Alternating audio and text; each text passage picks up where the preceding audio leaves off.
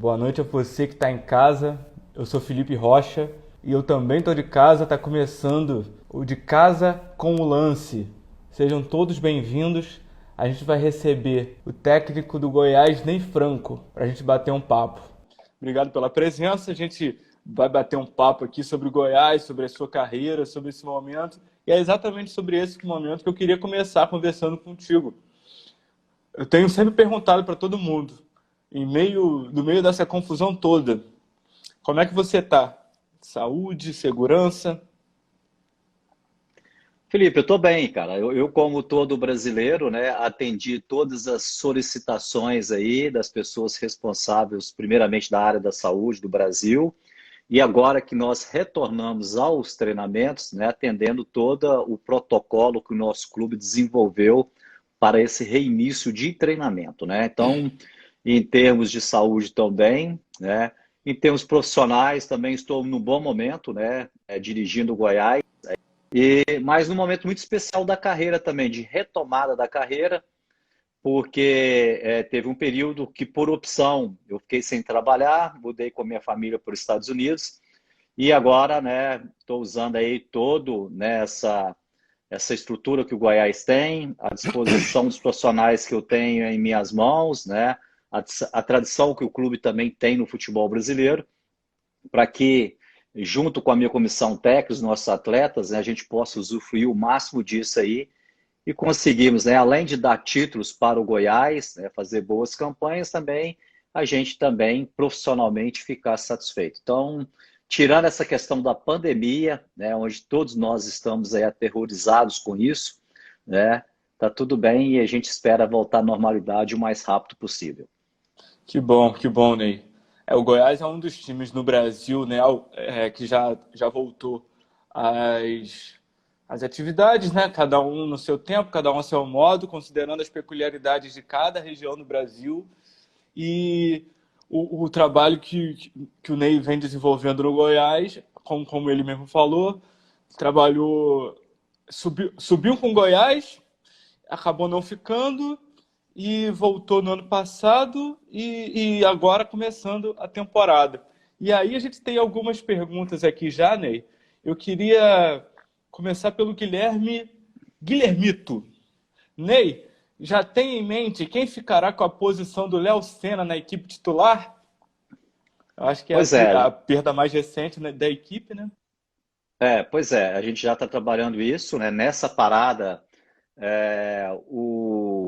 o clube recebeu uma proposta do Atlético Mineiro para o Léo Senna, né? O Léo Senna vinha num momento especial, o nosso volante é um volante que dava uma qualidade muito boa da nossa equipe de saída de bola, de fazer essa transição da parte defensiva para a ofensiva, um jogador que buscava essa bola próximo dos zagueiros, dos laterais e dava muita qualidade. Essa bola chegava com ele para os meias, os atacantes com muita qualidade, né?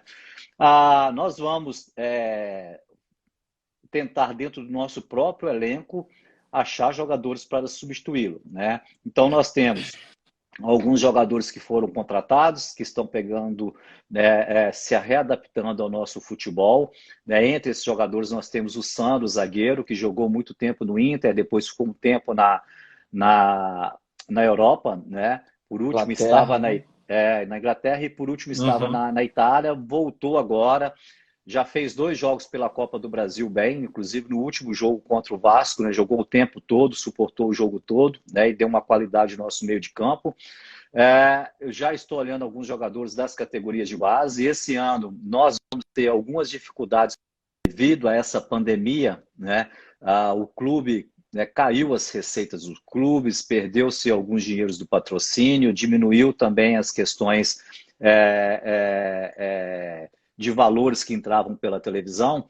E nós já estamos olhando alguns jogadores da base, né? O Goiás, por tradição, revela bons jogadores. O Goiás, por tradição, dá oportunidade a esses jogadores. E não vai ser diferente nessa temporada. Então, a gente tem alguns nomes ali para substituir o Léo, mas logicamente que a gente não dá para definir agora precocemente, até porque a gente não tem um próximo jogo, eu também não preciso me adiantar a isso, até para motivar uma disputa ali entre os atletas, né? para jogar nessa função de um atleta que vinha desenvolvendo muito bem, que era o Léo Senna. Você falou do jogo contra o Vasco, né? Eu sou setorista do Vasco. Confesso que eu não lembro se eu estava lá nesse jogo desse ano ou se no ano passado você já estava aqui e eu estava lá no jogo. E aí, enfim, eu acho que foi nesse ano que eu tava lá em São Januário. Mas, de todo modo, eu vi lá uma equipe muito organizada que enfim, se aproveitou da ocasião e fez um grande resultado, venceu 1-0 o Vasco fora de casa, o que numa competição mata-mata é um resultado muito relevante, né? Muito relevante. E eu queria saber, Ney, você falou das questões, das peculiaridades de uma temporada interrompida da forma que foi. Por outro lado, o Goiás tem na mão, ou teve na mão, né, desde o final do ano passado, um montante relevante pela venda, além agora do Léo, do Michael, que foi para o Flamengo. O que o torcedor pode esperar de retorno, né? Esses valores, esse dinheiro, ele já foi reinvestido na equipe. Você falou de olhar para a base. É basicamente mais para a base mesmo? Vocês ainda pretendem fazer contratações, mesmo que pontuais? Essas contratações são nomes de peso como o Sandro, apesar de ter sido uma situação bem específica, né? Que o torcedor que pode estar se perguntando, poxa vida, mas tinha o dinheiro do Michael, tinha o dinheiro do Léo, como é que a gente vai ficar? Pensando no quê? Na perspectiva para esse campeonato brasileiro mais corrido que a gente deve ter.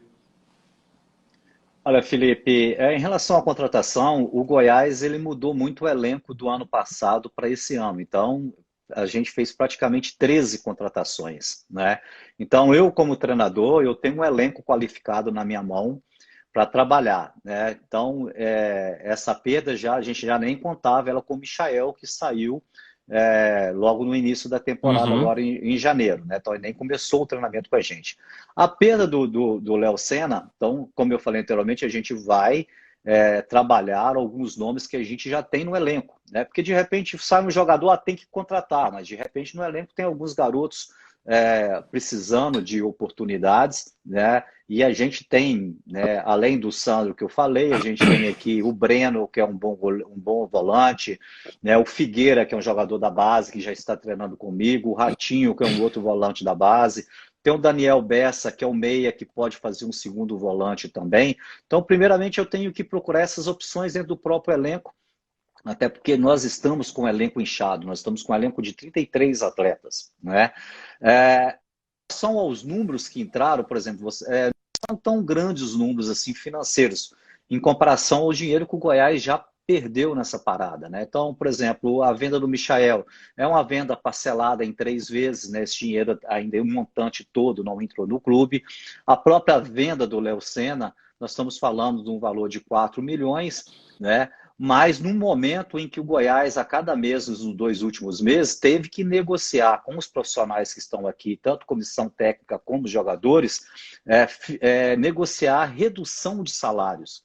E foram 2 meses seguidos. Então, como que você justifica contratar se, né, os profissionais que estão aqui, né, estão tendo que passar por redução de salário, e tomara que a gente não tenha esse problema dentro do clube esse ano, de atraso de salário, né? Então isso dificulta muito o trabalho de todo mundo. Então nós vamos apostar no trabalho de quem já está aqui, no elenco que está aqui, logicamente que está em aberto. Se aparecer uma oportunidade dentro da realidade financeira do clube, dentro da realidade, e que também nos atenda na parte técnica, né? Logicamente que o grupo está aberto para a contratação. Mas no momento é até inviável falar em contratação, porque nós não temos um calendário na mão. Na realidade, a Uhum. gente não sabe quando a gente vai jogar, quando que recomeça um campeonato brasileiro, se vai ser em julho, agosto, setembro, né? Como que vai ser esse calendário. Então, não adianta a gente ficar, né, discutindo isso precocemente. Então, a gente, como nós já estamos em treinamentos, eu prefiro apostar no elenco que já está comigo e dentro disso, né, preparar os atletas para que a gente suporte o Campeonato Brasileiro, né, e a Copa do Brasil. Copa do Brasil, a gente tem uma expectativa enorme de chegarmos a uma final da Copa do Brasil com o elenco que nós temos. A gente vai trabalhar muito para isso. E Campeonato Brasileiro, nós vamos tentar fazer uma campanha melhor do que a gente fez no ano passado, que foi terminar o campeonato em 10º colocado, deixando algumas equipes com um orçamento maior do que o nosso para trás, e a gente vai apostar nesse nosso trabalho de campo. Era exatamente isso que eu ia perguntar. Eu até fui conferir aqui, porque eu lembrava que a campanha tinha sido boa, não que tinha sido tão boa, considerando a diferença de orçamentos que existem na comparação com outros clubes. 10º colocado o Goiás foi no ano passado, e você já falou a expectativa para esse próximo campeonato que vai começar. Só uma curiosidade que eu tô, você falou da negociação de salarial, né, com os profissionais do clube. O Goiás ele está com salários em dia, embora reduzidos? Está com um Está com mês, salário em dois salário dias. atrasado ou está em dia? Não, não, tudo em dia. Quando eu falo ajuste, né, foram o Sim. acordo que o clube fez agora. Antes da Uhum. parada não tinha nada atrasado, e durante a parada, agora durante o mês de maio, o mês de abril, o mês de abril foi férias, né? E o mês de maio agora, o clube fez uma negociação com os atletas e com a comissão técnica, né? Então, teve um corte no salário dos atletas de 30%. Nós, da comissão técnica, basicamente eu, meu preparador físico e meu auxiliar técnico, a redução de 40%, né? Então, a gente concordou com isso e nesse mês já pagou, já está tudo em dia, né? Premiações também, né, em dias, então a gente não tem nenhum problema de atraso no Goiás em relação à parte salarial. O que é bastante relevante no cenário do futebol brasileiro, que a gente vai encarar diminuição de receitas para todo mundo. E antes da pandemia já tinha muito clube com salários atrasados. Só que no Rio, Botafogo, Fluminense e Vasco. É, então não dá para. Seria até leviano a gente apostar, alguém apostar, que pela saída do Michael, o Goiás tá tão enfraquecido assim, né, Ney? Ah, sem dúvida. E a saída do Michael, ela já foi preenchida, a gente já trouxe atletas, né, para substituí-lo, né? Isso na virada do ano a gente já trouxe o Queco, que é um jogador argentino que estava jogando no futebol mexicano, já se apresentou, já jogou, já fez boas partidas, né? Inclusive nesse confronto aí contra o Vasco, a gente trouxe o Vitor Andrade, né? A gente trouxe o Mike, que é um atacante que teve uma base no Internacional e teve uma passagem muito boa aqui pelo Atlético Goianiense, né, que são jogadores de beirada. A gente trouxe como meia o Bessa, que é um brasileiro que teve a formação toda na Itália, né, e a primeira vez que vai jogar num clube brasileiro, num profissional, é um meia interessante.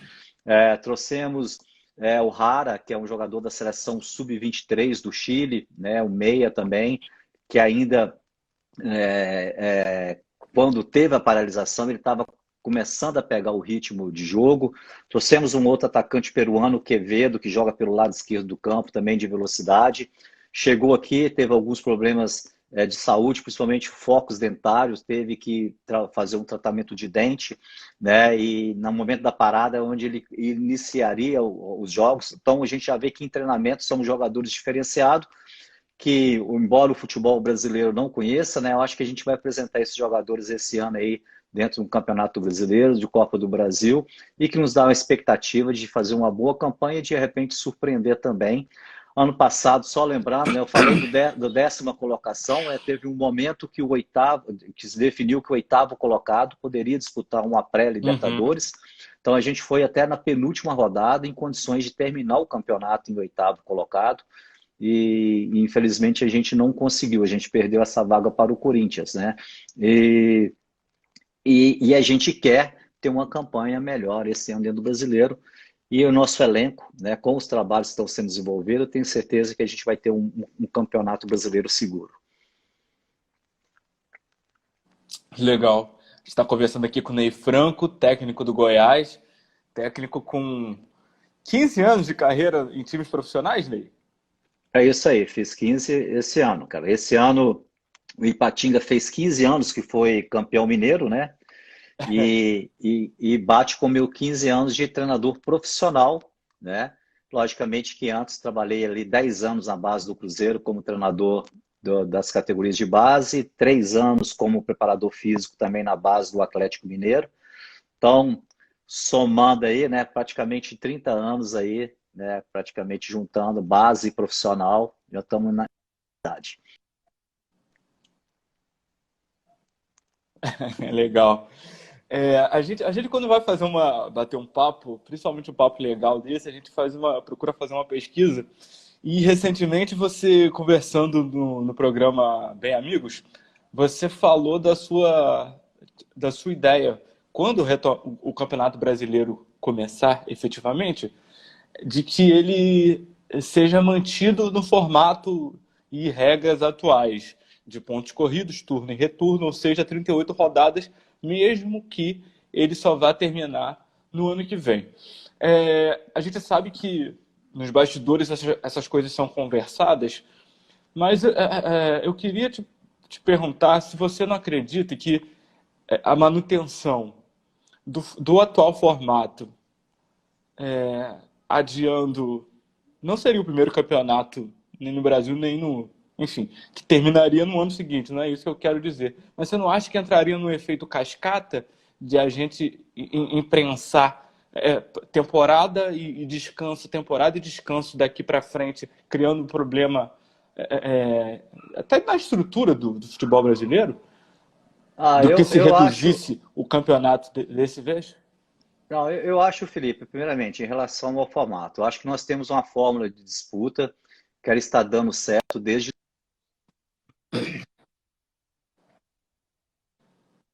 o último ano. Quando você percebe quem foram os campeões, você percebe que foram clubes que realmente foram merecedores do título. O primeiro ano lá, 2000, foi espetacular. O último campeonato do Flamengo, 2019, merecimento total também. Então, eu acho que é um campeonato mais justo, né? Com 38 rodadas. Eu gosto desse tipo de campeonato, como gosto do mata-mata também. Então, o Brasil, ele nos dá essas duas condições. Nós temos o Campeonato Brasileiro dessa fórmula e tem uma Copa do Brasil de mata-mata. Então, essa é a ideia inicial de manter, né? Então, não mexer nesse formato, né? E para que isso, né, esse formato, à medida que as semanas vão entrando e os jogos não, o calendário vai ficando mais apertado, né? Então, eu sou favorável para manter esse formato, a gente, se precisar, entrar no próximo ano, né? E se entrar no próximo ano, isso vai ser corrigido só em 2022. 2021 ainda, Uhum. nós vamos todos ainda pagar por essa situação da pandemia que pegou todo mundo de surpresa e por ser um fator inédito, né, todo mundo está reformulando o pensamento, né, cada um na sua profissão está pensando o que fazer depois disso para recuperar, né? E nós que trabalhamos com futebol e dependemos do calendário, eu acho que esse calendário, se a gente entrar no ano que vem, né, ele vai ser depois consertado só na temporada de 2022. Então, eu acho que 2020, 2021, né, ainda 2020 a gente já está sofrendo e 2021 ainda vai ter um respingo dessa paralisação desse tempo todo que a gente ficou parado. Coisa que e outros fatores que eu prefiro que entre na próxima temporada do que tentar fazer tudo esse ano para a gente não cair nesse Uhum. conceito perigoso que estão querendo pregar aí de ter jogo de 48 e 48 horas. Isso é impraticável, isso não existe, isso é colocar os atletas numa atividade que é extremamente desgastante, né? Onde vai provocar enormes lesões musculares, né? Onde estados, por exemplo, ou clubes como né, nosso clube aqui de Goiás, você pega lá os clubes do Nordeste, como que você vai jogar, por exemplo, em Goiás num domingo, Na terça-feira vai ter que jogar, por exemplo, em Porto Alegre e voltar numa quinta-feira para jogar aqui de novo e no domingo sair para jogar de novo. Então, isso é inviável, não existe essa possibilidade.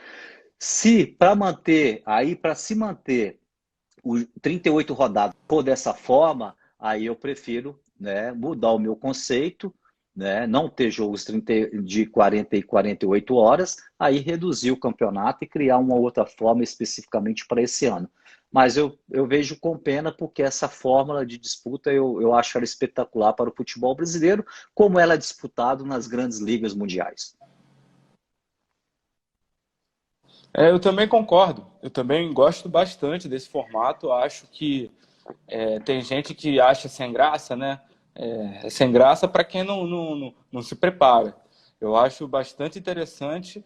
É, uma coisa que que eu mais penso do que apurei sobre, que eu acho que uma solução, uma opção que seria que resolveria esse ano já essa questão das datas seria fazer pontos corridos mais um turno só.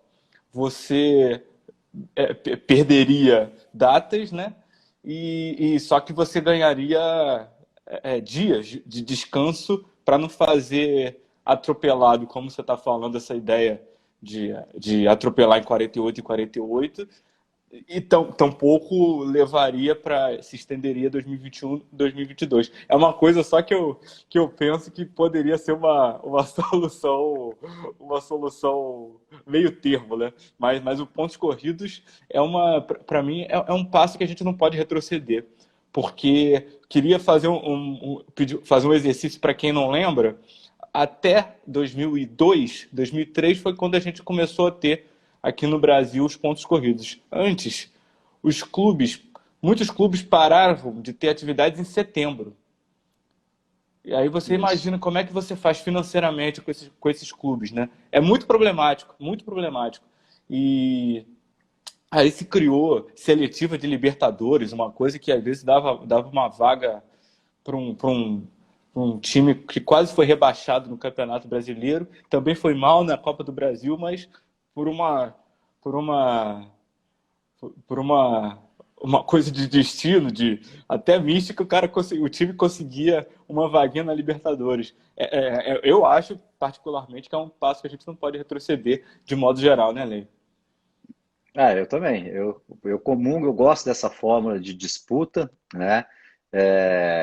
E aí sempre tem a pergunta: "Mas você gosta mais do ponto?" Eu, particularmente, eu gosto mais do mata-mata. Eu gosto de. Só que a gente já tem a Copa do Brasil, cara, né? Então, a Copa do Brasil já está aí. Então, nós temos a oportunidade, né, da temporada a gente ter essas duas opções. Sobre a questão dos 19 jogos, né, é uma ideia interessante. Eu acho que à medida que a gente não retorne os jogos, que o calendário vai ficando apertado, por exemplo, se não começar agora em agosto, não começar em setembro, ou outubro, né, ou setembro, talvez essa seja uma alternativa de apenas um campeonato de ponto corrido de 19 jogos. Mas a gente não é responsável por essa decisão, né? Inclusive, nesse momento, nós estamos de mãos atadas em treinamentos, né? Sem esse calendário. E, logicamente, que a gente tem que entender também, porque a prioridade ainda, né, ou sempre, é a questão da saúde, né? Nós temos vários pontos do nosso país que estão ainda com muitos casos, né, de pessoas sendo infectadas pelo Covid. Isso significa que, em alguns momentos, você pode estar num estado ou numa cidade que está legal, mas quando você começa a viajar, a ter que jogar em São Paulo, no Rio, em Fortaleza, então essa viagem você pode trazer, além de você pegar doenças, você pode ser um vetor, né, um mecanismo de transmissão também do vírus, né? Mas quando Com recomeçar, certeza. né, aí em cima das datas que a gente tem, que realmente vai definir se vão ser 38 rodadas, se vai entrar na próxima temporada, né? Eu fico na expectativa que volte, e quando voltar, que a gente mantenha essa fórmula de disputa. Legal. A gente está recebendo algumas perguntas aqui. Eu estou anotando aqui algumas. Posso responder E uma? queria mandar uns abraços também. Manda ver, manda ver. Tá, a Rafael me perguntando se o Goiás se classifica contra o Vasco. Espero que sim. A gente acha, né? A gente tem certeza que nós vamos ter um segundo jogo, embora a gente tenha ganhado o primeiro jogo em São Januário, nós vamos ter um jogo muito difícil no retorno, né? Nesse segundo jogo dentro de casa. Infelizmente, a parada foi justamente após esse jogo, né? O jogo no Rio foi numa quinta-feira. Na outra quinta-feira seria o segundo jogo aqui, e nesse intervalo parou o futebol no Brasil. E a gente estava muito mobilizado para esses dois jogos. Agora, o Vasco já vem de uma forma diferente, né? Mudou inclusive o treinador, saiu um baita do treinador que é o Abel. Vem aí agora com o Ramon também, que é um ídolo no Vasco, já tem uma experiência aí também como treinador, né? Embora em clubes menores, vai ter a grande oportunidade da carreira dele agora. Então a gente imagina que a gente tem um jogo muito difícil pela frente, né? Mas dentro dessa dificuldade a gente está numa expectativa enorme de conseguir a passagem para a quarta fase da Copa do Brasil. Legal, a gente está recebendo aqui Ney Franco da Silveira Júnior. Ney Franco, técnico do Goiás, técnico que é protagonista de uma das histórias mais bonitas do futebol brasileiro nos últimos 20 anos, que é a do Ipatinga. A gente já vai falar dela. Queria mandar uns abraços para o William, para Paula Muros, para o Giovanni, para o Bruno Calil, lá de Campos, dos Goitacazes. Bruno, você fala do Goitacazes, Campos é um celeiro de craques, rapaz. O que tem de grandes jogadores saindo daí é impressionante. O maior deles, ele se chamava somente Mr. Futebol, Didi. Esse é uma das maiores lendas do futebol. Romel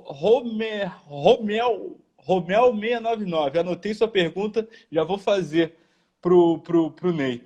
Ney, eu vou tentar resumir sua carreira profissional aqui.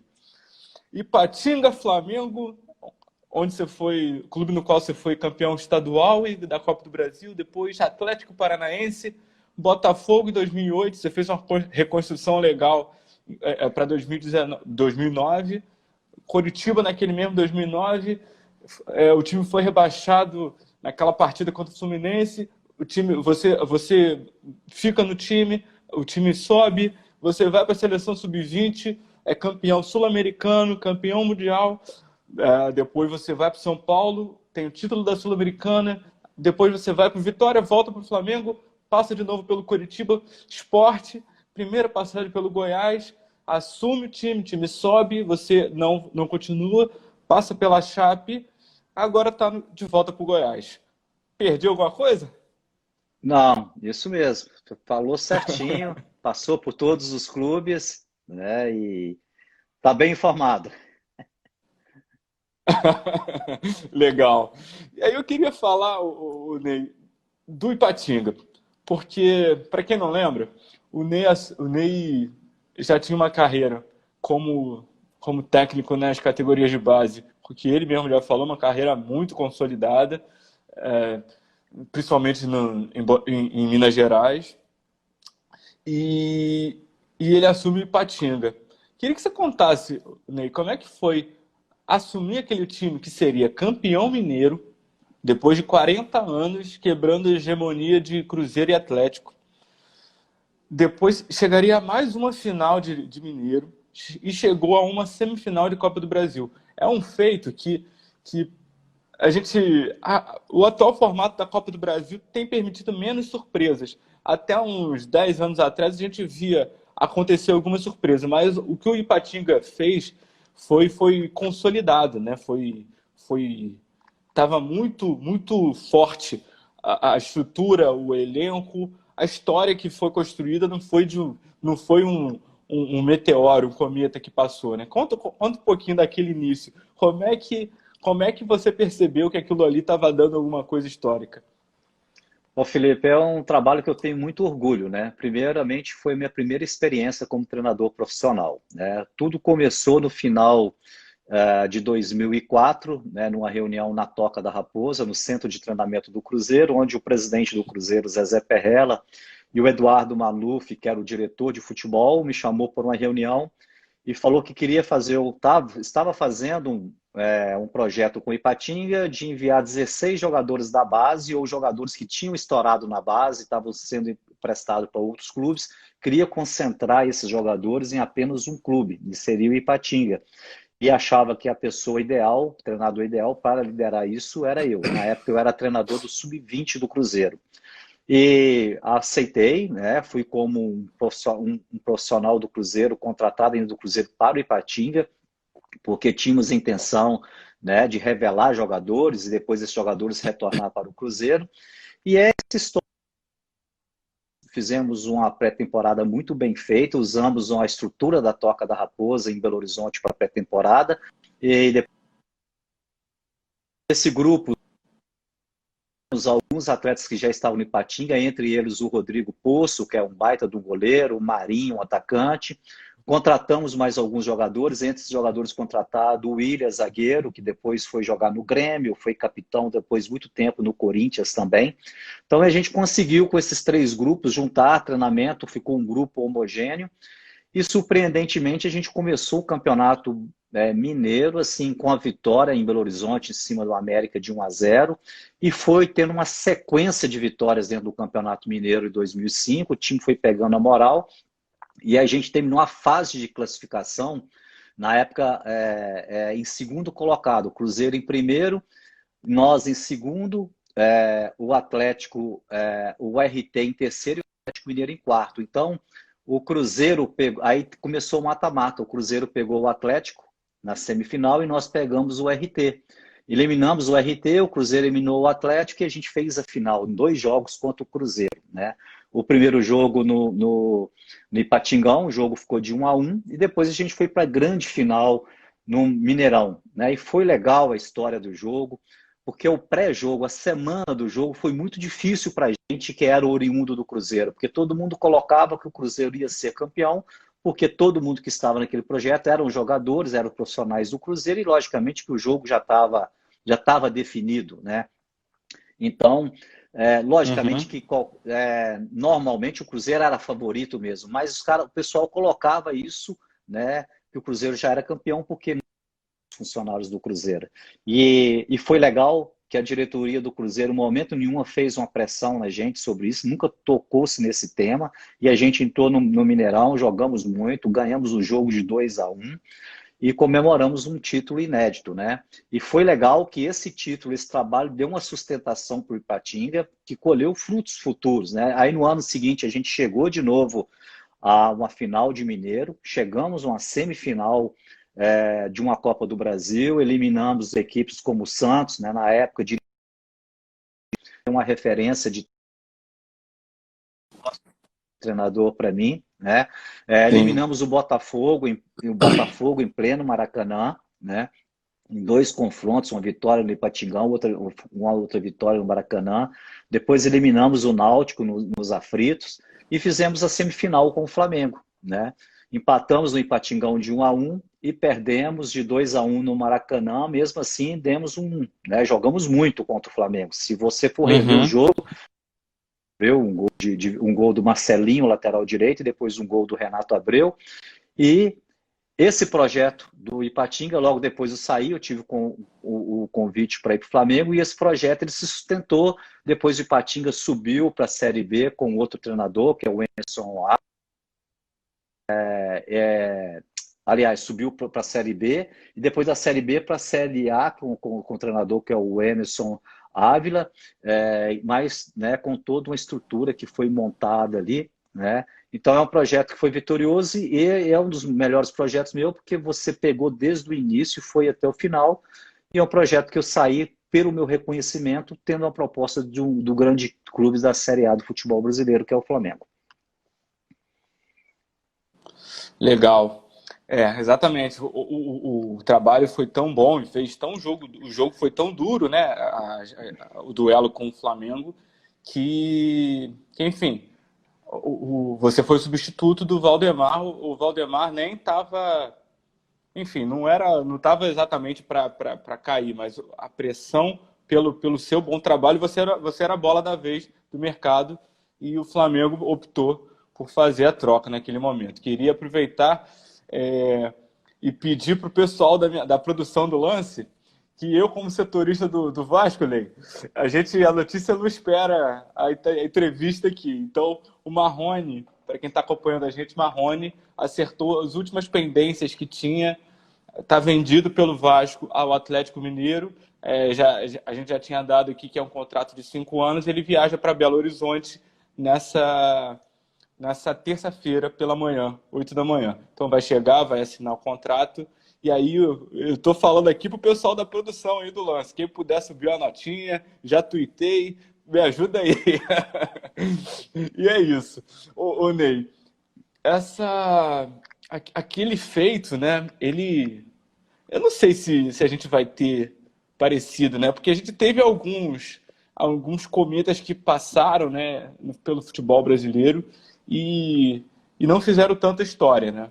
A gente teve o Grêmio Barueri, a gente teve São o próprio Caetano. Boa, né? O São Caetano, né? E não firmaram. O Ipatinga foi campeão, chegou muito, muito longe e gerou frutos, né? Eu tô só de memória, assim, eu lembro de alguns jogadores que até foram com você pro Flamengo pouco depois. O Walter Minhoca, o Diego Silva, um atacante, o Paulinho, volante, Irineu, zagueiro, o Teco, grande Não, zagueiro o que Teco acabou foi indo se não me o Teco e o William foram para o o Teco foi pro Grêmio. Botafogo, né? Isso, o Teco foi pro Grêmio. E depois. Isso. Enfim, eram muitos jogadores que também. Foram muitos jogadores que também tiveram oportunidade de seguir carreira a partir dali, né? Nem todos, obviamente, tiveram sucesso em alto nível, mas como aquele trabalho rendeu, né? Pois é, todos esses jogadores tiveram oportunidades, né? Entre eles, o que mais se destacou depois realmente foi o William, né? O William e o Teco, eles fizeram até uma final de Copa Libertadores, os dois na zaga com o Grêmio, né? O Teco logo depois teve uma lesão assim no joelho, ele não conseguiu recuperar dessa lesão dele. Teve um É. momento em 2009 que eu vim trabalhar no Botafogo, eu até trouxe para o Botafogo, mas não conseguiu jogar. Mas o William fez uma carreira bonita depois disso, né? Depois do Grêmio foi para o Corinthians, né? Jogou muito tempo no Corinthians, inclusive como capitão, né? Pegou mas foi um trabalho muito bem feito, né? E os jogadores com esse trabalho tiveram as oportunidades. É, foi um trabalho histórico. Fazer algumas perguntas que a gente recebeu do Pedro Moreno, meu amigo, meu irmão. O que você acha da limitação de troca de técnicos que foi vedada pela maioria dos clubes no ano passado? Maioria ou unanimidade? Você acha que é preciso ter algum limite? Ô Felipe, eu acho que isso tem que ser discutido ainda mais profundamente, né? Eu não vejo, assim, é uma discussão entre nós, até nós treinadores, né? Eu não vejo que essa questão de troca de treinadores duas vezes só, isso vai diminuir esse desejo do clube de trocar treinador quando o resultado não dá certo, ou quando tem uma Uhum. pressão, né, da torcida, da mídia, né, e que os diretores não conseguem sair dessa pressão mantendo um trabalho. Então, eu acho que carece de mais pensamento nessa área, né? Então, eu acho que merece o estudo, né? E isso já foi colocado na reunião na CBF com os clubes, né? E basicamente são os presidentes dos clubes que que decidem sobre isso, né? E a gente tem informações internas dessas reuniões, alguns presidentes nem querem discutir esse tema, não consideram favorável a essa mudança, né? Dois, três clubes apenas que apoiaram. É que a nossa está tendo uma mobilização. Hoje a gente já tem treinadores que se comunicam mais. Nós temos hoje agora uma federação de treinadores do Brasil mais ativa, né? Com pessoas liderando isso. Então, nós já estamos pleiteando algumas mudanças também dentro de legislação para ter uma proteção maior, não só de emprego, mas também questões salariais, questões de valorização do mercado. Então, eu acho que a cada dia aí nós estamos conseguindo, né, os treinadores, como qualquer trabalhador normal brasileiro, conseguindo, né, algumas questões interessantes para a nossa classe. Tem uma frase que eu aprendi que nenhum direito é dado. Nenhum direito é dado. Quando vocês estão lutando por isso, vocês estão lutando por estabilidade, como qualquer categoria profissional. Então, é preciso lutar para adquirir esse direito enfim, a estabilidade ela é boa para o futebol como um todo, né, Ney? Um exemplo grande que eu dou, parece drástico, mas assim, você como técnico, você certamente lamenta não poder desenvolver muitos jogadores, que é uma característica que a gente vê muito em treinadores na Europa, mesmo em times que não são da elite. Eu estou falando de Guardiola, estou falando de Simeone, que é muito fácil ver os atletas que evoluem com eles. Mas mesmo times de meio de tabela, a gente consegue ver treinadores que ficam 4, 5 anos no cargo e, obviamente, o jovem vai se desenvolver com aquele treinador que é qualificado. Então, assim, para o futebol, de um modo geral, eu também entendo que é benéfico se houver uma estabilidade maior de treinador. E aí eu dou o exemplo que parece drástico. Quando o Corinthians perde para o Tolima, com Roberto Carlos, se não me engano ainda tinha Ronaldo, o Tite achava que ia ser demitido. O Andrés Sanches, com todas as críticas que se tem ao Andrés, o Andrés banca e o Corinthians termina campeão do mundo no ano seguinte. Então, as coisas com consequência, com andamento, é possível. E é uma tecla que a gente tem que bater, inclusive diretorias, torcedores que aqui estão acompanhando, que por vezes as derrotas elas não elas não traduzem a realidade. Eu dou um outro exemplo já emendando na pergunta que eu vi lá em cima. Emerson Paixão Júnior, não esqueci não. Ele pergunta sobre o Botafogo. Se o Botafogo deve algo a você, Ney. Mas eu vou emendar e perguntar quantos clubes te devem, porque com certeza não são poucos nesse futebol brasileiro tão problemático. Queria que você falasse um pouquinho daquele trabalho de reconstrução.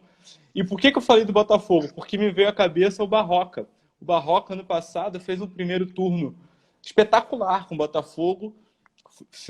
Foi ano passado ou foi ano retrasado? Agora, eu acho que foi ano passado, posso estar enganado. Mas depois de 4 derrotas seguidas, era compreensível que houvesse insatisfação, mas a substituição não resultou em melhoria. Então, por que a demissão? A demissão não necessariamente ela vai garantir a melhoria. Mas vamos lá, Ney. Quantos clubes estão devendo para você? Não, em relação ao Botafogo, não deve. O Botafogo, quando sair, né, acertamos na época, a Ó, gente fez uma parcela, né, e paguei, né, e uma passagem boa no Botafogo, você falou certo, o Botafogo em 2008, um clube num momento muito confuso dentro do Campeonato Brasileiro, né, tinha saído o Cuca, depois veio o Geninho, né? Teve alguns problemas no elenco. Eu peguei em 2018 o clube numa situação ruim financeiramente, com atraso de salário, né? Teve uma crise em 2008 também terrível, né? Mas não chega a ser a epidemia que a gente teve hoje, mas 2008 todo uhum. mundo lembra da crise econômica, né? Então foi um final de temporada de 2008 muito difícil, com 3 meses de salário atrasado. E a gente conseguiu dar uma arrancada no Botafogo, né? A gente estava em 16º colocado, chegamos a cair em 3º colocado do Campeonato Brasileiro e finalizamos o Brasileiro em 6º colocado com muitos problemas, né? E no ano seguinte a gente chegou ao final de disso, a gente começou a ter alguns problemas dentro do clube, né? De remontar e saindo, mas receber, né, clube, receber, né? Bom, em relação a treinadores, né, eu acho que não só treinadores, como jogadores no Brasil hoje, a maioria tem muitos jogadores e treinadores aí trabalhando em outros clubes e com dinheiro, né, recebendo o dinheiro para receber de outros clubes, né? Eu tenho duas equipes aí nessa situação, né? Prefiro não citar o nome aí, né? Também até para não expor o clube, né? Mas então a gente está em negociação aí, tomara que a gente consiga receber. Tomara. É, aproveitando o gancho de Botafogo, tem um cara que te chama de padrinho, que participou aqui do De Casa com o Lance tem pouco tempo, que te mandou um vídeo. Eu tô no tablet, vocês estão me vendo pelo tablet, então eu vou fazer um esforço aqui, vou aproximar o meu celular que ele mandou o vídeo e vou tentar fazer com que você veja o vídeo, Ney, porque é para você. Fala, Felipe, tudo bem? Uma boa live para vocês. Deixar aqui meu abraço e a minha eterna gratidão para o meu padrinho Ney Franco. Ney Franco foi o responsável por me tirar da preparação física para ser auxiliar dele. Ele que me fez o convite ainda em 2009. E tenho uma gratidão imensa também pelo convite para trabalhar na seleção brasileira. Fui convidado por ele quando ele era coordenador técnico. Ney, conta pra gente aí o que você viu no Jair Preparador para trazer para ser o seu auxiliar. Uma boa live para vocês, grande abraço. Rapaz, mas ele ainda fez propaganda própria, tá certo. Grande Jair, não, Já vou mas mandar o áudio aqui para ele. não, grande Jair, é isso Valeu, aí, cara. Jair. O Jair, quando eu trabalhei no Botafogo, nesse período aí, o Jair, ele era lá, ele, na verdade, ele estava fazendo um estágio, né? Ficou um grande período de estágio no Botafogo, na parte de preparação física, e em um desses determinados momentos, em conversa com ele me trouxe um trabalho interessante de scout, né?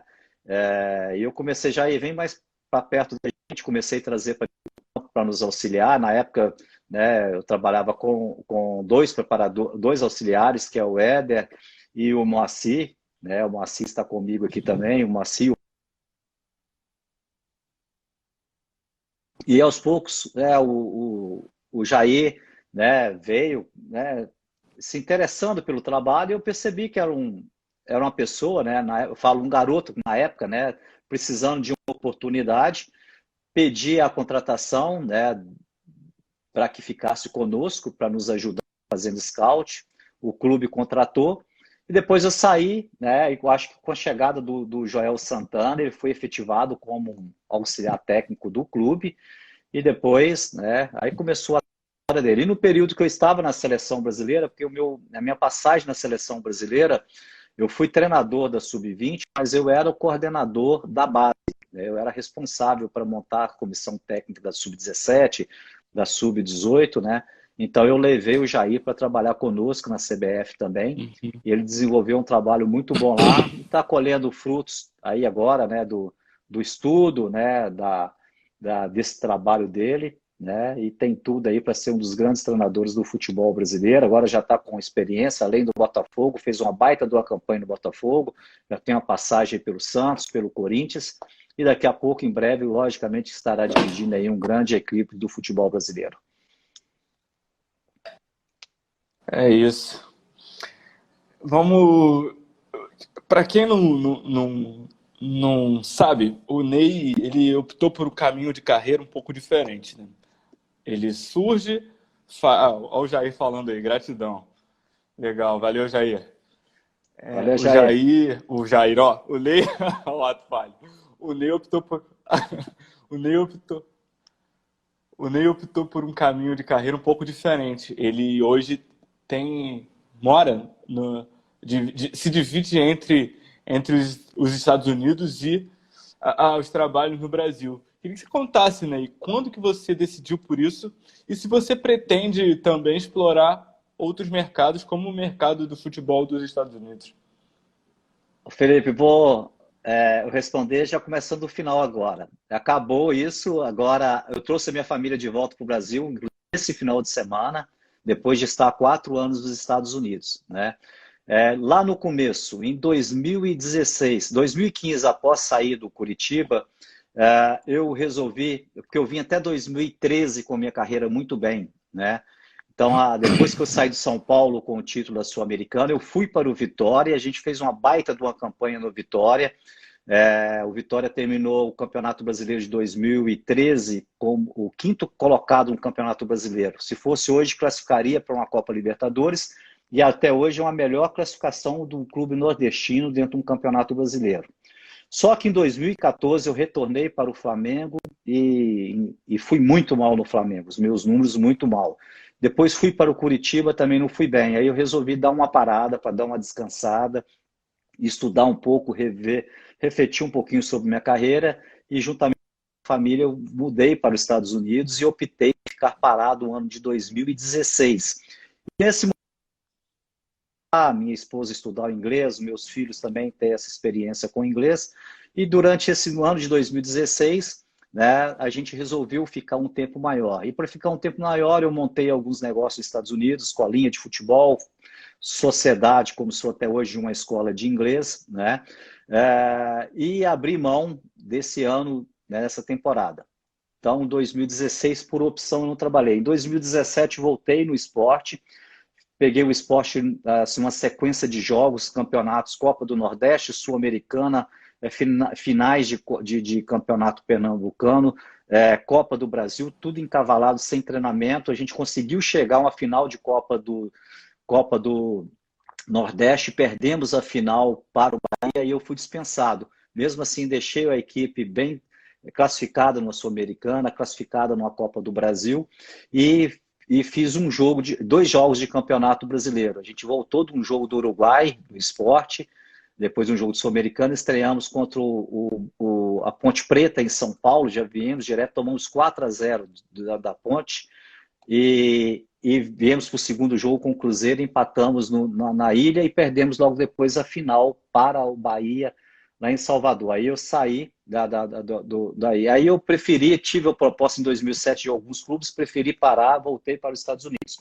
Só que o meu projeto, aí tive em 2018 esse grande projeto do Goiás, que essa foi minha retomada de carreira, né? Então, eu sou muito grato ao Goiás por ter me chamado, ter vindo. Eu peguei o Goiás em 2018, numa situação muito ruim dentro do campeonato da Série B. O clube há 3 anos tentando subir, peguei a equipe em 19º colocado, a gente deu uma arrancada, terminamos a classificação, depois saí, voltei em 2019 e a gente conseguiu finalizar o Campeonato Brasileiro muito bem também em 2019, né? E essa no Goiás, fazer primeiramente aqui no Goiás, né, o máximo que eu puder da minha carreira, tentar dar o título ao torcedor. O Goiás já chegou em final de Copa do Brasil, o Goiás já chegou em final de Sul-Americana, e eu quero participar disso aqui no Goiás também, né? Então, esse ano nós vamos apostar muito nessa Copa do Brasil, e a gente moldou o nosso trabalho todo para essa Copa do Brasil, Campeonato Brasileiro também. Então, eu espero que com isso, né, que eu possa chegar no final do ano com bons trabalhos, mais uma vez, prestado ao Goiás, posso renovar com o Goiás, é o meu projeto de vida, ficar mais tempo aqui, porque para voltar naquele papo inicial, que a gente falou de treinadores, né? Então, eu acho que quanto mais tempo você fica no clube, mais oportunidade você tem de desenvolver um bom trabalho e de você também ajudar o clube a criar uma mentalidade de quando jogar, você tem influência ou ser influenciador nas categorias de base, né? A gente já está conseguindo subir alguns jogadores da base aqui do Goiás, né? E até aproveitar esse canal aqui, porque eu estou vendo que tem muitas pessoas do Goiás aqui participando, passar essa mensagem para o torcedor do Goiás, que esse é o meu grande desafio nessa temporada. Fazer um trabalho consistente para fechar no final do ano, ter o interesse de renovação do clube pelo meu trabalho e para que a gente possa, né, persistir nesse trabalho, que eu tenho certeza que com o nosso trabalho, com a estrutura do clube e à medida que você vai aprofundando nesse trabalho, com certeza o clube vai colher resultados na frente e a gente vai conseguir títulos, né, aqui representando o Goiás, né, que é o grande representante aí do futebol do Centro-Oeste no futebol brasileiro. Você falou que do pessoal da torcida do Goiás, realmente tem Diogo Marques, que fique mais 10 anos no Goiás tem meu respeito, Pablo Queiroz, Fernando, o Elson Júnior. E você tinha falado do Vitória, né? Tem uma galera interessante aqui, torcedores do Vitória e torcedores do Bahia provocando também.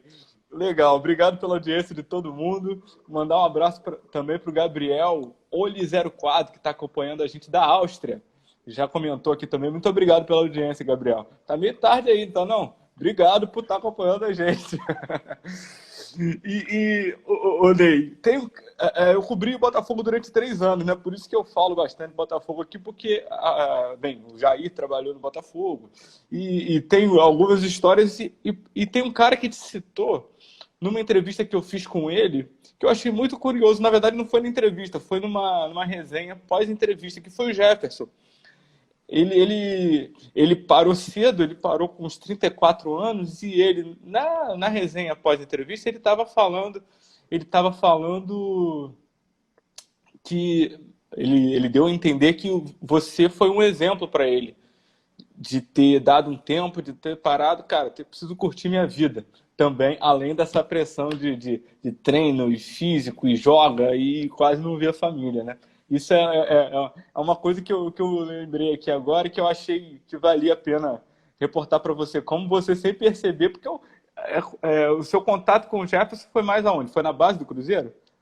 Foi na base. Eu fui treinar. O Jefferson foi meu jogador no juvenil do Cruzeiro, né? Então, o Jefferson, ele chegou no infantil, eu era treinador juvenil, ele fez uma temporada comigo como treinador, né? Depois ele subiu para os juniores, a gente já disputou Taça BH junto, Taça São Paulo, né? Então, eu participei um pouquinho aí da formação do Jefferson para o futebol.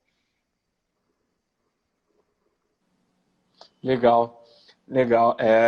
Enfim, nomes históricos que se encontraram desde 2000 e pouquinho, né? Porque o Jefferson ele subiu em 2000, né? Se não me engano. Então foi 90 e alguma coisa também, de repente, né, Ney? Foi em 97, acho que foi em 97 isso aí que o Jefferson foi jogador, em 90. Olha só. Legal, legal. Dessa época de base, né? Eu queria te contar um caso. Eu trabalho no Lance hoje, mas eu, como consumidor de conteúdo esportivo há muito tempo, desde antes, eu comprava uma revista que o Lance tinha, chamou primeiro de Lance a Mais, depois de A Mais, e tem uns meses eu fiz eu ofereci de doar, porque eu tinha uma coleção gigantesca. Eu não me desfiz não me desfiz daquelas revistas. Isso a gente está falando de 2005, 2004, 2006, sei lá, devia ter umas 100 revistas. E aí eu falei no Twitter que eu estava doando, né? Doei pro Thiago Brandão, camarada de Rio das Ostras. E só que qual é a curiosidade? Por que eu estou falando disso? Porque eu estava passando folheando uma das revistas e quando eu olho na parte de trás da revista, tá lá um anúncio de um não era um almanaque, era um livrinho se não me engano, de ensinamentos do futebol, de fundamentos. E aí, lá no pé do anúncio, o anúncio que cobria toda a página, né? A página final. E lá no final, quem participou da criação. E aí tá lá, um dos autores, Lei Franco da Silveira Júnior. Conta essa história aí, Lei. Pois é, isso é um projeto da Universidade Federal de Viçosa, né? Juntamente com o professor Próspero Paoli, que inclusive hoje é o coordenador aí das categorias de base do Vasco, trabalha no Vasco da Gama. Foi um dos primeiros projetos de vídeo, na época era videocassete, né? A gente fez um projeto estudando o sistema de jogo 352. Então esse material ele foi feito em 2000, cara, foi 2001 ou 2002, né? E a gente fez esse trabalho, na época eu era treinador do infantil do Cruzeiro, a gente fez esse trabalho na Toca da Raposa, o Cruzeiro cedeu para a gente fez um material, né, que foi divulgado pela Universidade Federal de Viçosa, e foi um desses primeiros projetos aí realmente né, que a gente filmou alguns lances dos garotos, movimentações, o 3-5-2, né, e a gente fez um estudo muito forte em cima do sistema de jogo 3-5-2, que na época muitos clubes brasileiros utilizavam, né? O São Paulo, né, veio aí a ser praticamente tricampeão jogando dessa forma. O São Paulo fez com excelência, mas você utilizou também, inclusive, fez a mudança tática que entrou para a história, embora tenha durado pouco tempo, né? Na final da Copa do Brasil de 2006, né? Exatamente. Foi na semana da final da Copa do Brasil, em 2006, né? Para quem não sabe, todo mundo colocava o Vasco como favorito da grande final, né? E realmente estava num momento muito especial. Nós fizemos um trabalho durante a semana, mudamos a forma da equipe jogar, né? A gente ter o Léo Moura e o Juan, que são dois laterais que apoiavam muito, mas ficavam muito descobertos. Eu botei o Angelim jogando de zagueiro pelo lado esquerdo, o Fernando o Fernando jogando também de zagueiro ali na sobra com o Renato Silva, para liberar esses dois laterais.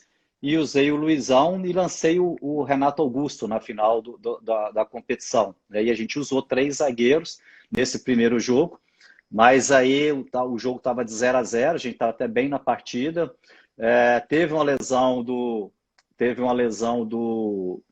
Renato Silva e, ao mesmo tempo, uma expulsão do jogador do Vasco, né? Eu botei o Obina no ataque com a retirada no zagueiro. Aí o Obina foi entrando, logo depois a gente já fez o primeiro gol e a gente ganhou essa Copa do Brasil nesses 2 confrontos com o Vasco. O primeiro jogo ganhamos de 2-0 e o segundo jogo interessante, o jogo ganhar de 1-0, né, com essa formação, que a gente vê o gol nosso, que foi um gol do Juan, com os 2 laterais por dentro, né? O Léo, na entrada da área, tenta o chute, a bola volta, o Juan tá por dentro também, no rebote, vai e faz o gol, que ali vem a alegria do treinador, né, por ter treinado muito essa jogada desses 2 laterais por dentro e ver isso acontecer na prática dentro de um jogo. Para a gente foi, né, emocionante comemorar o título, e para mim também é legal que você vê um toque do treinador naquele gol ali, né? É o famoso dedo do treinador funcionando na prática, porque muitas vezes é o trabalho, a exaustão, a repetição dos treinos que o torcedor não vai acompanhar. Queria falar um pouquinho também sobre essas questões táticas do jogo, Ney. Eu falei que eu ia fazer a pergunta, o Romel. Espero que você esteja aí com a gente ainda. Obrigado a todo mundo que segue acompanhando a gente conversando com o Ney Franco. Já 1 hora de um papo excelente aqui. O Romel, ele perguntou sobre goleiros. Como é que você está vendo essa... Bem, o futebol ganhou um jogador a mais, né? Um jogador de linha a mais. Como é que você está vendo essa evolução do jogo? Bons goleiros, né, cara? Então a gente passa aí por Tafarel, que é um grande nome, Dida, né? Bom, é ruim Marcos, né? O Rogério, o Fábio, por exemplo, você vê que a cada dia chegam goleiros ainda melhores trabalhados, né? Você vê hoje todo o clube brasileiro, né? Um bom goleiro hoje. Você vai no Corinthians, tem o Cássio, você vai no Flamengo, tem o Diego, você tem o Fernando aí no Vasco. Nós temos aqui no Goiás o Tadeu, que na temporada passada espetacular aqui conosco, né? Então essa evolução, né, dos treinamentos, né, foi agora aportado um detalhe a mais, trabalhar com os pés. Isso já vem aí, né, nos 5 últimos anos, os jogadores se desenvolvendo, até goleiros que antigamente não praticavam muito isso, né, já começou a praticar muito. E a gente viu recentemente uma luta de posição, 2 baitas do goleiro no Santos, né, que de repente um goleiro levou um pouquinho mais de vantagem, porque o treinador, que era o Sampaoli na época, gostava do goleiro que tinha uma qualidade melhor de jogar com os pés. É uma coisa a mais no futebol. Mas ainda o princípio básico do goleiro ele faz parte do sistema defensivo, né? Então, a prioridade realmente ter um bom goleiro, que ele faça diferença ali debaixo das traves em relação a defender. chute fora da área, média, longa distância, um bom defensor de pênalti, bom posicionado nas bolas paradas. Então, essa aí é a grande virtude do goleiro. E no Brasil, hoje, a gente tem uma escola aí espetacular de goleiros, que inclusive a gente está exportando goleiros, né? Legal. Queria te perguntar também que outras mudanças você vê no futebol, de modo geral, no futebol mundial e no futebol brasileiro nos últimos 10 ou 20 anos, além dessa A, questão do goleiro, óbvio. a diferença maior, ela é a parte física, cara. Por exemplo, nessa parada agora que a gente está tendo a oportunidade de ver muitos jogos antigos. Vendo o jogo da Copa de 70, de 82, a gente viu agora a final é agora da Copa de 94. Você vê aquele time de 94 jogar, time bem compacto, junto atrás, roubava a bola, explorava a transição rápida, tendo o Romário lá na frente, com o Bebeto lá na frente, o Dunga saindo com essa bola trabalhada, sempre com passe vertical, com lateral como o Jorginho, né? O que foi evoluir, aí você pega 70, mesma coisa, vê o do Tostão, marcação, quando o time pedia mais, e era o forte da equipe do Brasil de 70, jogar atrás, roubar a bola, explorar o contra-ataque com a velocidade do Jair, e o lado esquerdo a técnica do Rivelino, do Paulo César Caju, e o Tostão fazendo aquele falso 9, ele mais como meia. Clodoaldo, para mim, foi o jogador, o volante, que tem que ser estudado por todo volante mundial, que é o Clodoaldo naquela Copa de 70, né? Mas você vê que a grande transformação realmente foi que hoje os jogadores correm mais, o time está com mais força, como qualquer esporte no mundo, né? Na natação recordes foram quebrados, né? Porque foi evoluindo a parte física, né? Isso vale para o atletismo. E no futebol não foi diferente, essa parte física ela evoluiu mais. Agora, os conceitos táticos não muda nada. O que faz a diferença é a qualidade dos atletas. Seu time joga no 4-4-2, um 3-5-2, né? E o que você tem que fazer como ajuste do treinador, e hoje isso é básico, é essas linhas jogarem próximas, saber o momento de marcar lá em cima com as linhas próximas, o momento de trazer as linhas para trás para roubar a bola, explorar o contra-ataque, né? Então, os detalhezinhos de bola parada, antigamente essas faltas laterais, um time ia bater, todo mundo entrava para perto, para junto do goleiro, aos poucos foi evoluindo, o time já sai, não entra todo mundo mais, o cara fica impedido. Existem algumas mudanças sutis, mas o básico do futebol mesmo, né, não tem nenhuma evolução tática que mudou, pelo contrário, as coisas sempre voltam, né? Teve um momento que no futebol brasileiro não jogava com 2 pontas, hoje está todo mundo jogando com 2 pontas. É verdade. No É futebol verdade. brasileiro jogava com 3 zagueiros, treinador que não joga com 3 zagueiros no futebol brasileiro há 2 anos atrás, que significava retrocesso. Não, agora a gente já tem de novo um grupo aí que usa 3 zagueiros no jogo, segura um volante ali.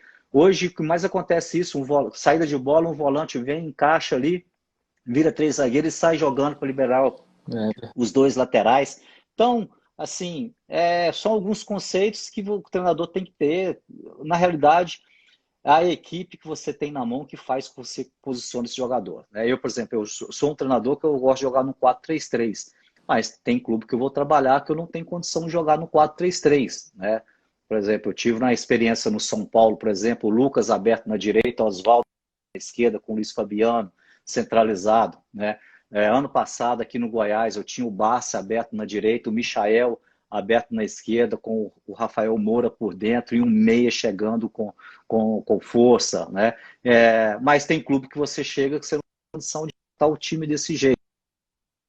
Por exemplo, eu fiz uma final, como eu falei antigamente com você, contra o Vasco, com o Flamengo, que eu tinha 2 laterais, que eu tinha que arrumar uma situação para esses 2 laterais aparecerem simultaneamente. Aí eu já usei o terceiro zagueiro. Então, na realidade, a interpretação do treinador com o elenco que ele tem. Esse é o grande mérito do treinador. Ney, eu não posso estar aqui conversando com você e não fazer a pergunta que o Gabriel Rodrigues está fazendo, e eu vi que já teve gente que pediu também. Rola uma palhinha de La Beira do Caos? Pô, Felipe, se eu soubesse, cara, eu não tinha falado tanto. Eu tô rouco agora, cara. Tô rouco e tô sem violão. Tocar sem violão assim. Ó, então fica Ah, marcado numa próxima. na Numa próxima próxima a a gente gente vai. combina. Você já deixa o violão afinado. Beleza, tá combinado, Mas Felipe. como é que Ah, foi? Era uma banda que você teve com amigos de BH? Como é que foi essa banda? Porque a música foi das mais tocadas do país naquele ano, né?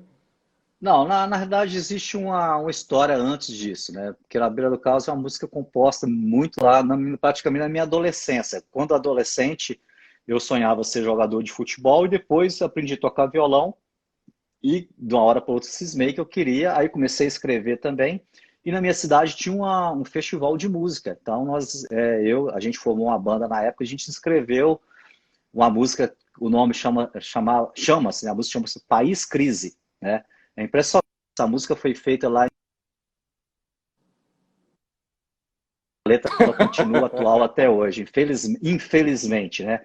E nesse momento depois eu fiz Na Beira do Caos com o Joe Hernani, que é um médico, que é músico também, meu parceiro. E quando eu estava no Botafogo, a torcida do Botafogo descobriu essa música, né, cara? Tinha um CD gravado e coincidentemente nessa mesma época, no Rio de Janeiro, tinha a banda Rock, gravou a música, e inclusive o Michael Sullivan, né, que é um dos maiores compositores aí da música brasileira, foi no estúdio Sim. dele, aí o Michael acabou produzindo um CD para eles, né, tem outras, aí eu tive a oportunidade até de fazer uma música em parceria com o Michael Sullivan, e nesse momento aí no Rio, a torcida do Botafogo aprendeu, eu fui no Bem Amigos depois de uma conquista da Taça Guanabara também, aí a banda tava lá, uma raiz, levei a banda comigo, e dei uma palhinha, né, e legal, que a música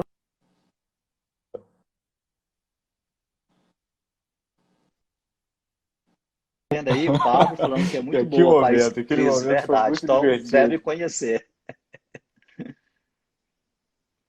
Vamos pesquisar, ó. Quem não conhece, Da Beira do Caos é muito boa e País Crise, o Pablo já botou na conta dele. Então, com certeza. E o Lei não faria composição com o Michael Sullivan se não tivesse qualidade de compositor também. Michael Sullivan, para quem não conhece, é um dos maiores compositores do país em qualidade e quantidade. O Michael Sullivan tem para mais de 1.000 músicas. Para mais de 1.000 músicas, não é pouca coisa. É um, é um nome histórico da música e a gente conversando aqui, já chegando para a reta final do papo com o Ney Franco, já agradecendo.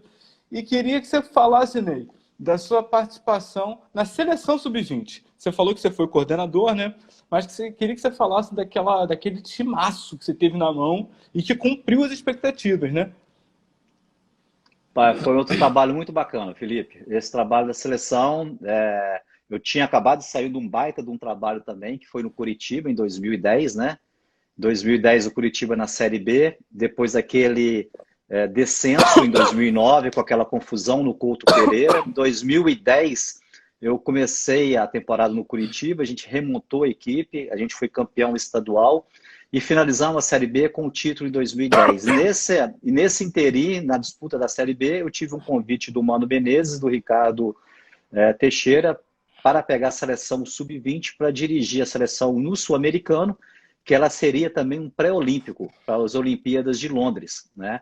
Então eu fechei 2010 no Curitiba com o título, aí em dezembro a gente já fez uma convocação, né? E era uma seleção espetacular. Em 2011 a gente teve o Sul-Americano em fevereiro e o Mundial em julho, né?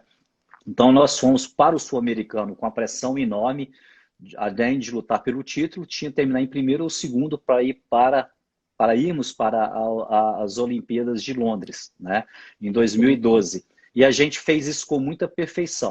Perfeição, primeiramente, que a gente foi muito feliz, eu e minha comissão técnica, de fazer uma baita de uma convocação. E dentro dessa convocação, primeiramente do Sul-Americano, nós tínhamos aí jogadores como Neymar, Lucas, Casimiro, o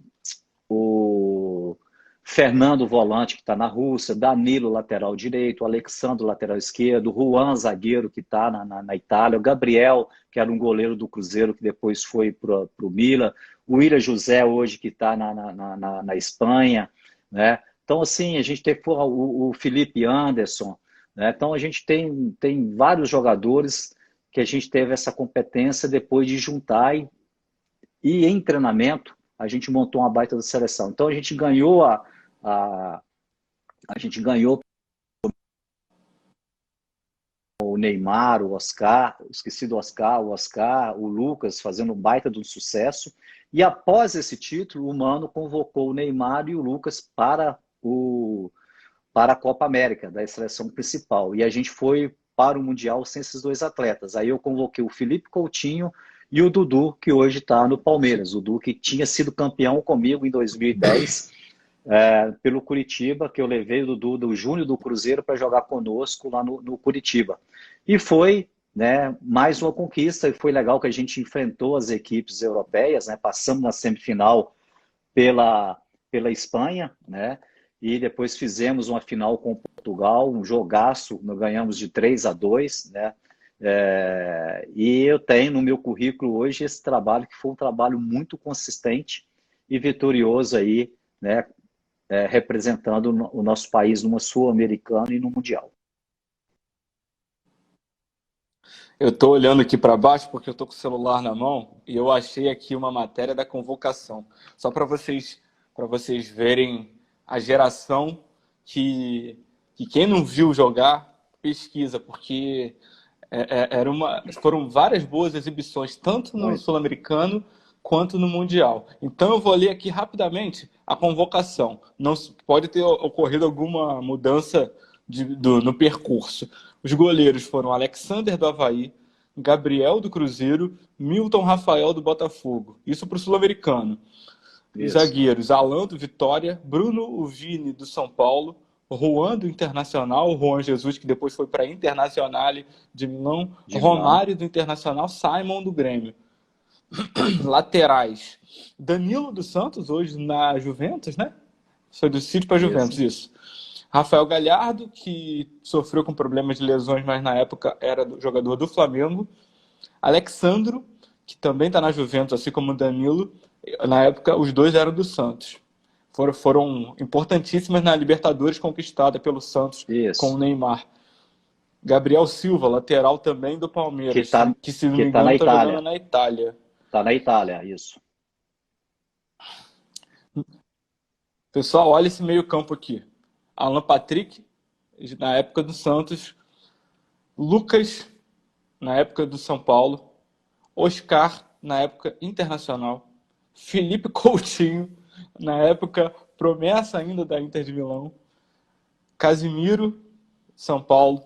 Fernando, volante do Grêmio, esse mesmo, da confusão lá na Rússia. João Pedro, na época do Palermo, eu confesso que esse eu não estou lembrado. E o Zé Eduardo, na época jogador do Parma. Eu também não lembro do Zé Eduardo. Ataque. O João Pedro... Olha o ataque, pessoal.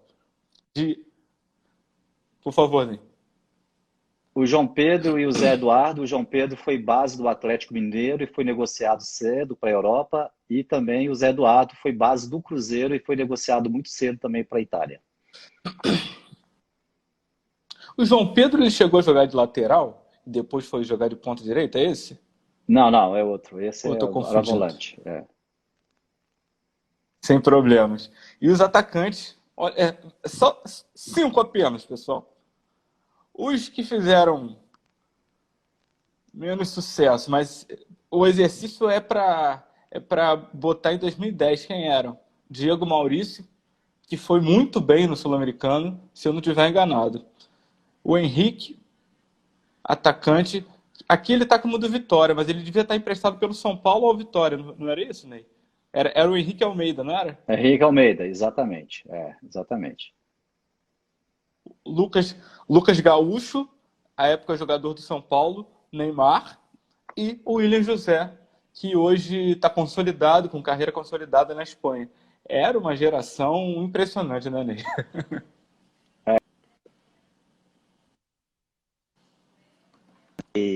E ela deu esses títulos para a gente e um alívio enorme se tratando do sul-americano, que era um pré-olímpico, que a gente tinha uma responsabilidade enorme, né, nessa competição. É, uma, um alívio é uma expressão muito boa. Queria, para a gente ir terminando, perguntar para você qual trabalho você lamenta não ter dado sequência, não ter tido oportunidade. Qual você lamenta mais que você, poxa, ali eu acho que dava para ter extraído mais? Eu acho que todos os trabalhos meus, né, assim, foram consistentes, mas eu cito um trabalho que eu fiquei frustrado, né, que é uma passagem que poucas pessoas lembram, né, que foi minha passagem pela Chapecoense em 2019. Eu fui para esse trabalho com expectativa enorme, primeiramente de trabalhar na Chape, né, pela situação que o clube passou, o clube estava vivendo, queria viver aquele histórico ali, de jogar naquele estádio, de ter aquela, né, de conviver naquela comunidade ali, mas eu acho que eu fiquei 4 meses apenas. A gente iniciou, pegamos o time numa situação muito ruim, um clube muito confuso, né, já começando a ter alguns sinais de problemas financeiros, né? E dentro dessa realidade eu peguei o time na Copa do Brasil, a gente passou pelo Criciúma, jogamos muito mal, só que aí perdemos em Floripa, e logo depois a gente foi eliminado na Copa do Brasil pelo Corinthians, em 2 confrontos muito bons. Depois começou o Campeonato Brasileiro, a gente alternando entre bons e maus resultados, tivemos alguns resultados interessantes, né? E no momento que estava para se encaixar, né, a gente tomou uma goleada do São Paulo no Morumbi, e por tomar de 4-0, depois de ter feito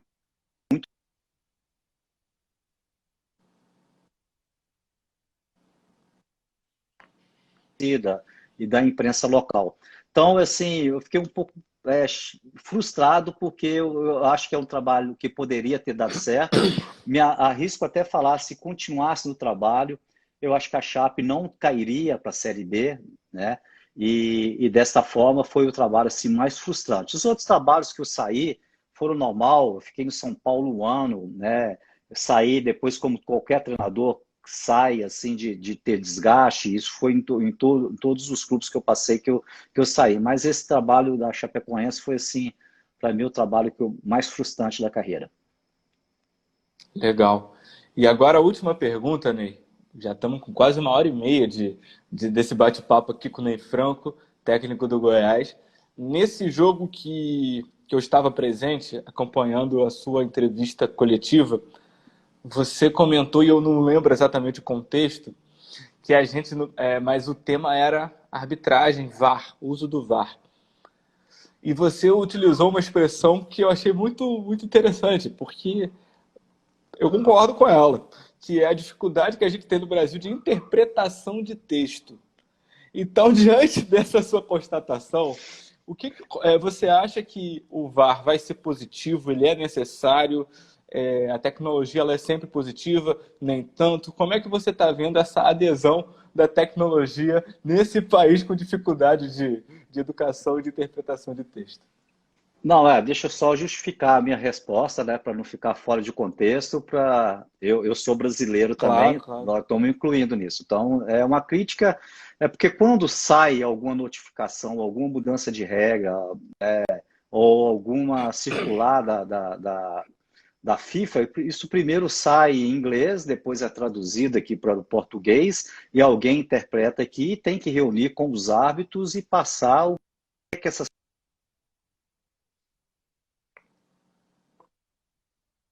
tendo muita divergência de uma arbitragem para o outro. Ora para você ver. Façam estudos das 5 primeiras rodadas do Campeonato Brasileiro, quando começou o VAR. Qualquer bola que tocava na mão era pênalti, cara. Né? Aí depois, não. A interpretação é que agora, se o cara tivesse a bola bater no corpo e depois bater na mão, já não é mais pênalti. Aí depois, não. Se o cara já tiver caído, apoiado, bater na mão. Quer dizer, ela foi mudando. Né? Só um dos exemplos. Né? Porque é uma regra que sai e a gente interpreta mal, ou tem as reuniões com a arbitragem. Aí depois tem que alguém até a FIFA, alguém lá vir dar um curso ou explicar realmente, né, oralmente o que ele significa. já se ajustou. E eu acho que o VAR veio para melhorar o futebol, né? Nós tivemos essa experiência agora, né? Eu acho que teve mais acertos do que erros, eu acho que os resultados ficaram mais justos, né? Com o VAR, e acho que ela dá uma proteção maior para o resultado do jogo. É isso. Eu acho que a tecnologia tem que ser, já que ela existe, ela tem que ser usada, só que ela tem que ser bem utilizada. Concordo plenamente com você, Ney. Muito obrigado pela sua presença aqui no De Casa com o Lance. Foi uma honra conversar com um treinador tão experiente, aprender com você, contar histórias. Vou cobrar o violão na próxima. Tá bom. Mas muito obrigado e boa sorte e sucesso com Goiás esse ano.